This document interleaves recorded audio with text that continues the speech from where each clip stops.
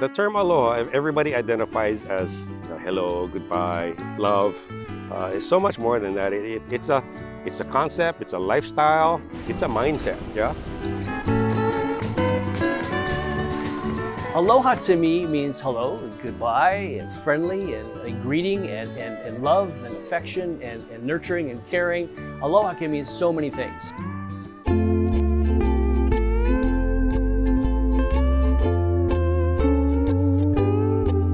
For me, it's an innate spiritual feeling that I try to project to everyone I see and meet. And of course, the smile helps. To me, aloha means a welcoming spirit. So when you say aloha, yes, it can mean hello and goodbye. But what it really means is we are family and that I really care and respect you. So the word aloha, I pronounce aloha because it's broken into two parts, alo and your ha.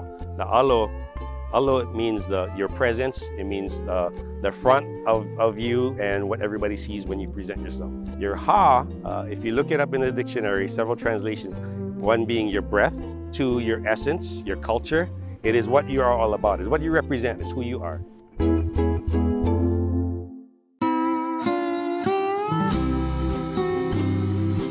I think for me, aloha means sharing and giving without expecting anything in return. So we really try and embrace that by welcoming guests with that sense and spirit of aloha and making sure that every guest has an enjoyable stay while they're here.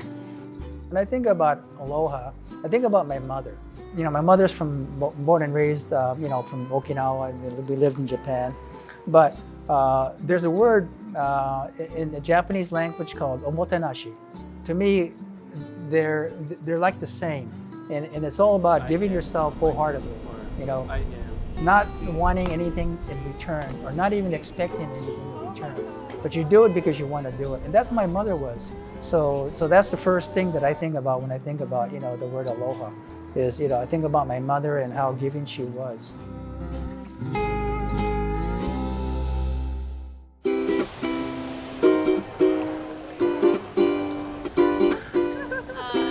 We talk about aloha kekahi ikekahi, and that is something that is always passed down by my kupuna, is to love one another, because one love to another, we can just make the whole world such a better place. Sometimes we don't know what people are going through in that season of their life, and even a simple aloha may just brighten up their day. And I always tell this to my children and my grandchildren, is you're never alone, because your kupuna is watching how you behave, so you behave with aloha. Aloha means to me is like making a lei. Making a lei is not just grabbing a lei from the store and buying it and putting it on someone. Making a lei is you gotta pick the flowers. You take each flower, you weave it, you twine it. You take a lot of care for it. You show a lot of love for it.